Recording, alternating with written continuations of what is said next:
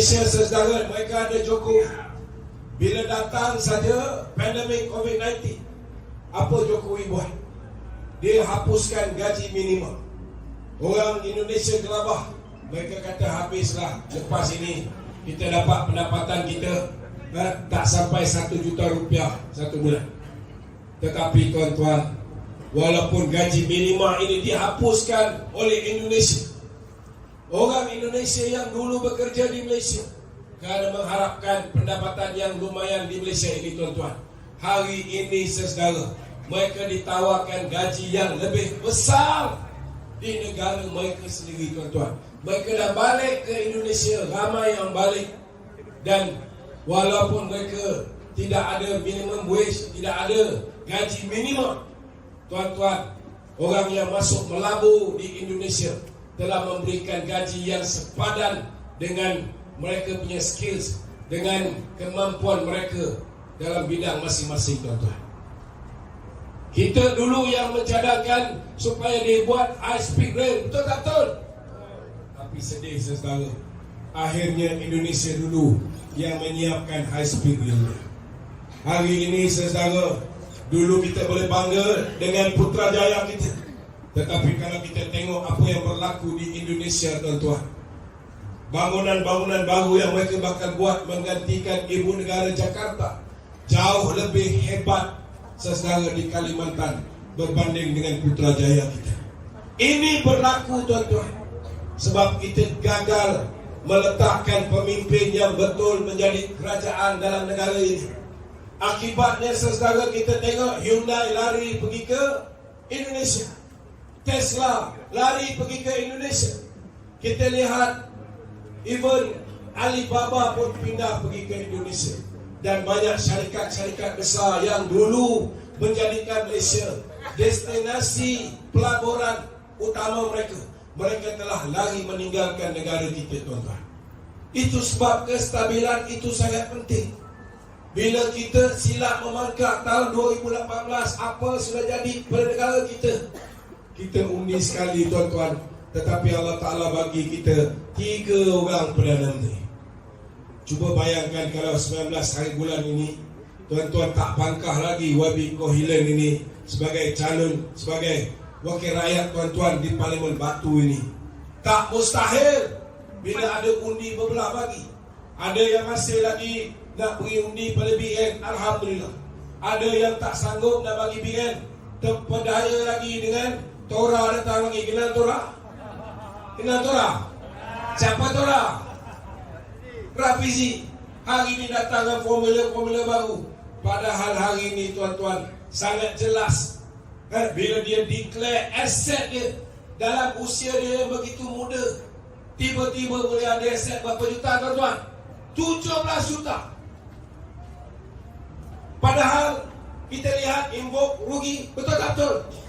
Tiba-tiba dia ada aset 17 juta. Kita tanya, kita query, dia kata sebab dia naik pangkat cepat. Kepala otak dia.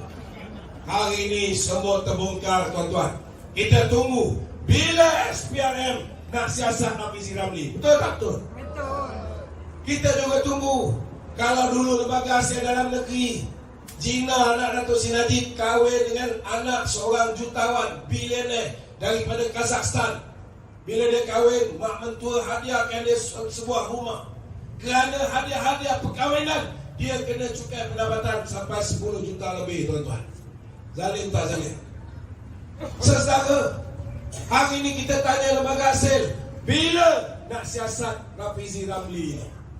Sebab bila dia declare rugi, sudah pastilah saudara, dia nak melarikan diri daripada membayar cukai yang tinggi. Betul tak betul?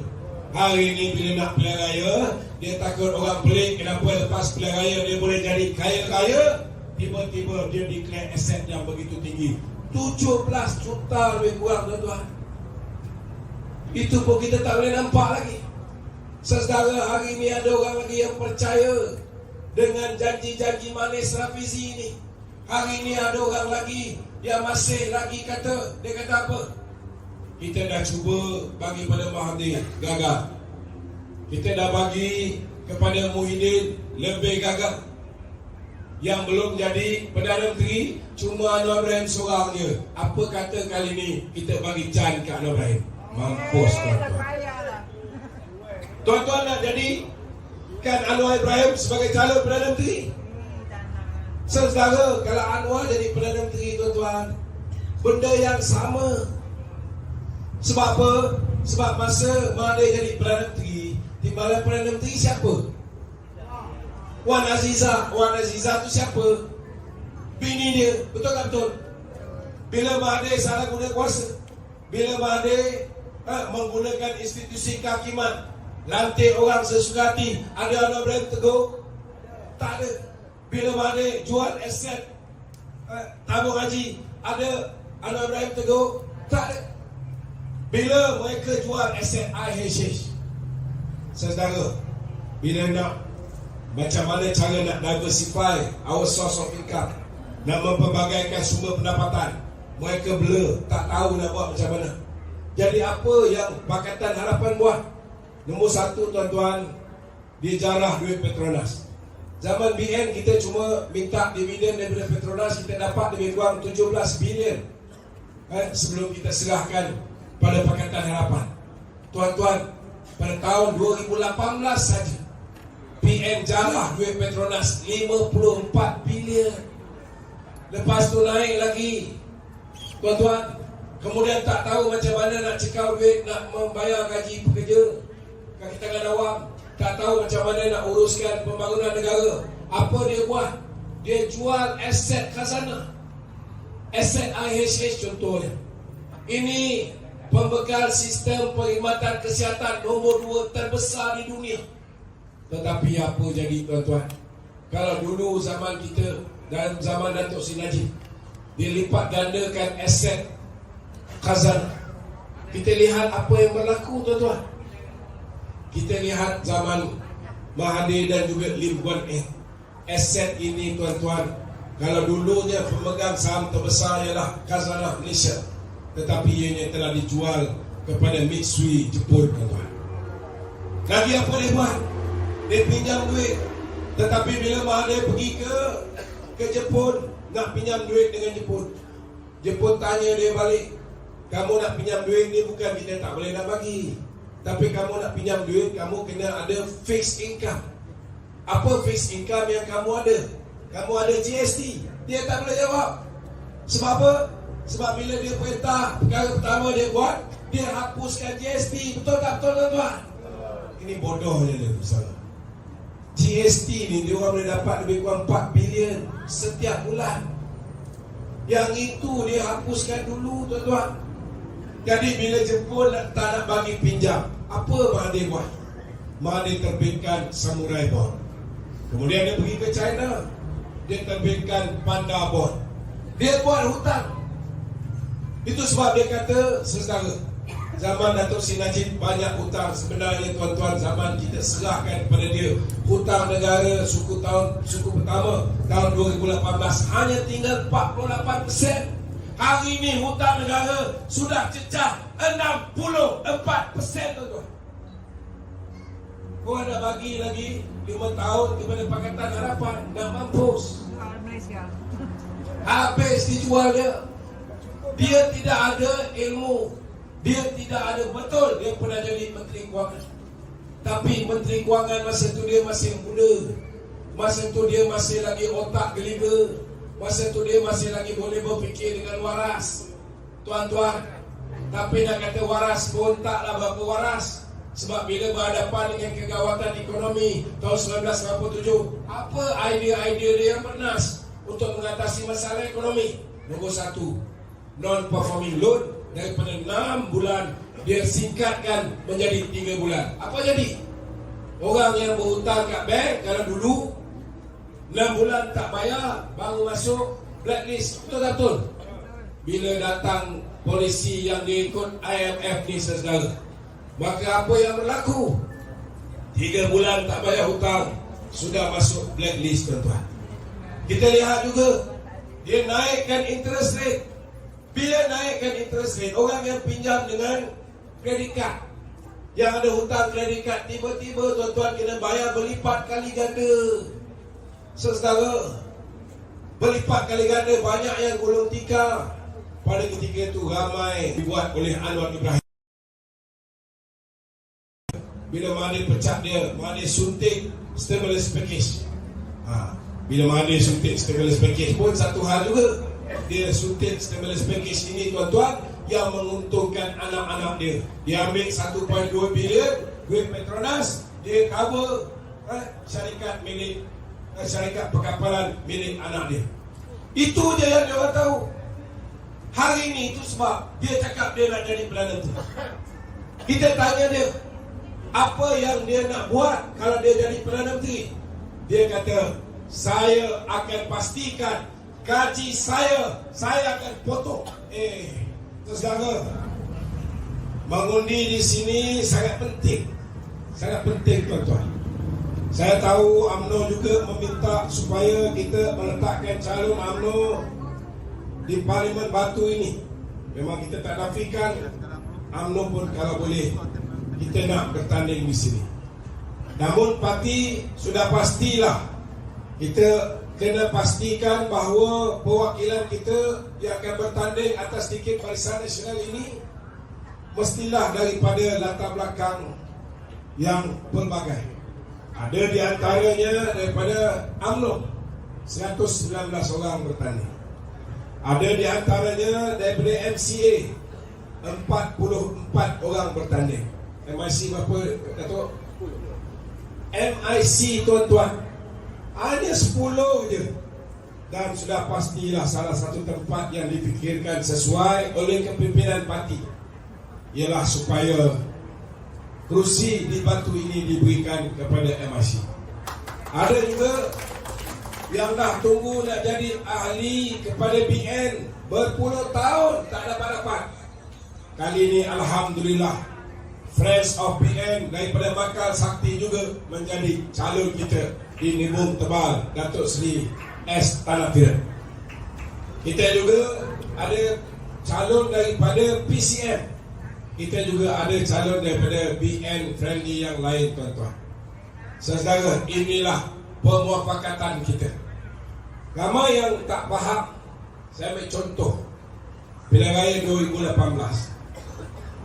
Masa tu saudara, bila mana Tun Dr. Mahathir, seorang yang berpengalaman 22 tahun jadi Perdana Menteri, pernah 22 tahun menjadi Presiden UMNO, tiba-tiba dia bekerjasama dengan Lim Kit Siap untuk membenamkan UMNO, untuk menggantikan UMNO dengan bersatu.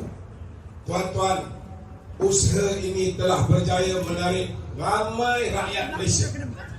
25% orang Melayu sendiri telah terperdaya dan mengundi Pakatan Harapan.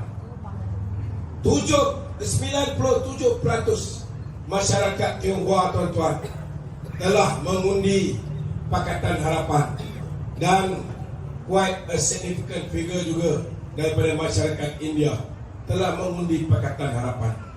Namun kita jangan lupa, kita masih lagi mendapat undi yang tidak berbelah bagi daripada masyarakat China dan India kepada kita. Betul tak betul tuan-tuan? Siapakah mereka ini? Siapakah 3% masyarakat Tionghoa yang masih lagi setia bersama kita walaupun yang lain semua bersama Pakatan Harapan? Sudah pastilah kawan-kawan kita daripada MCA tuan-tuan. Mereka berdiri teguh bersama kita. Dan bila kita kalah, MCA, MIC tidak pun meninggalkan kita. Betul tak betul tuan-tuan? Takkanlah kesetiaan ini tuan-tuan kita tidak boleh balas dengan memberi hanya 10 kursi. Dan salah satu daripada 10 kursi itu kebetulan Batulah tempatnya saudara.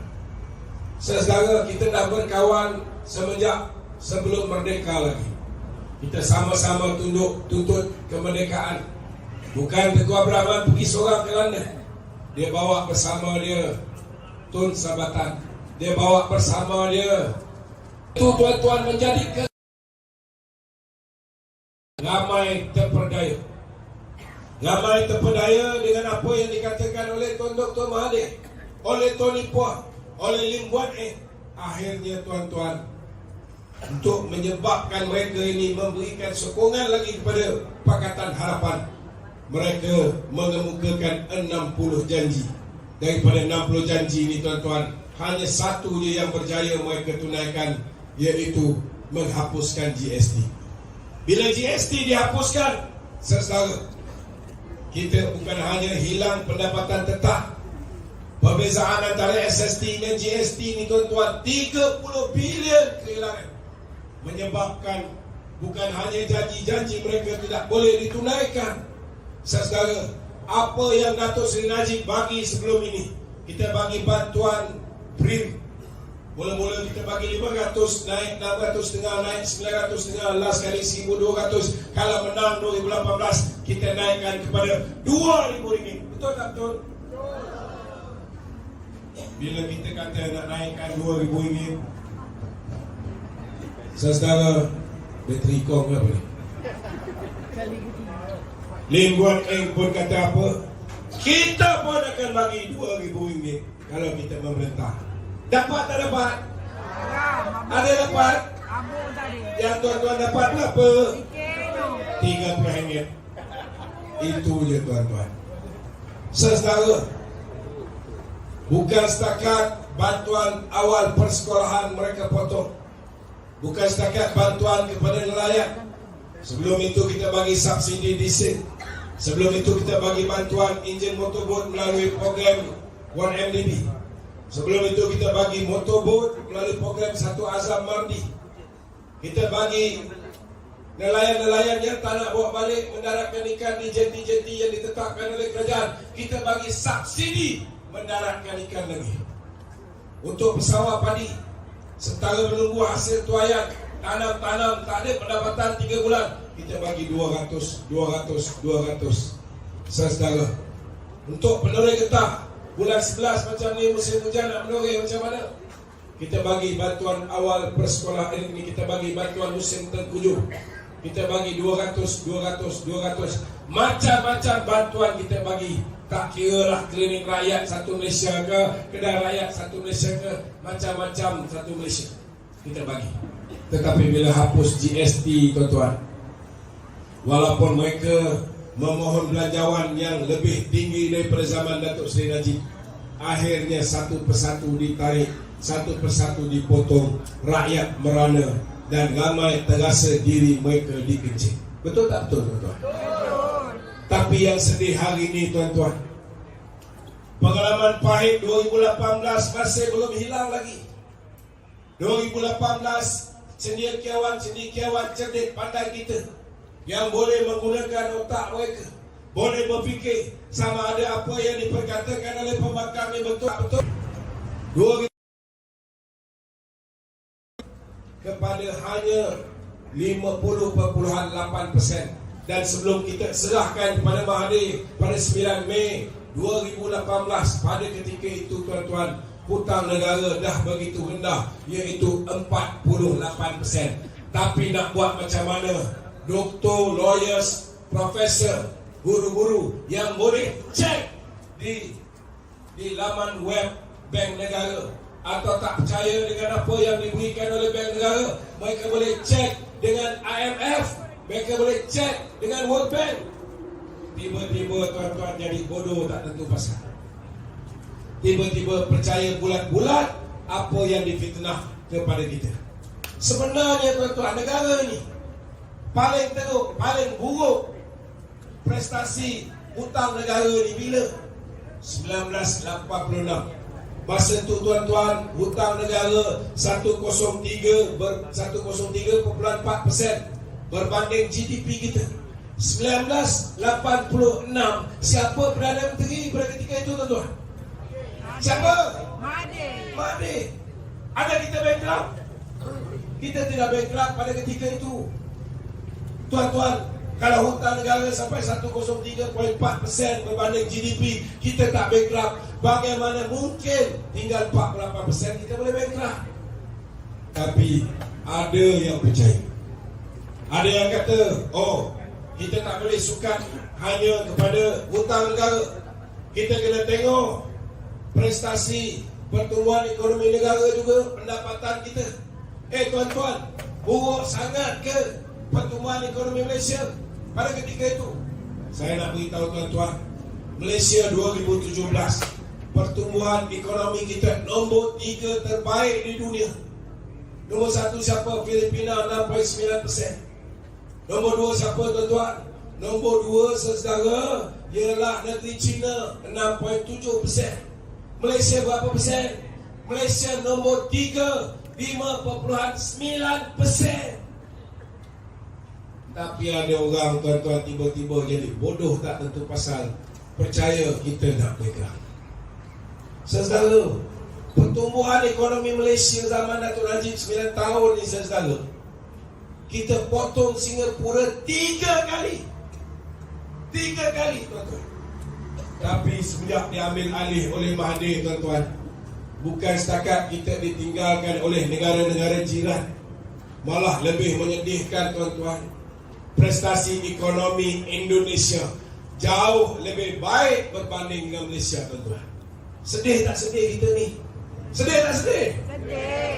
Saya nak beritahu tuan-tuan, dulu orang Indonesia, orang Bangladesh, orang Nepal, mereka anggap Malaysia ni macam syurga. Mereka nak datang bekerja di Malaysia. Betul tak betul? Hari ini tuan-tuan, mungkin kita tak tahu.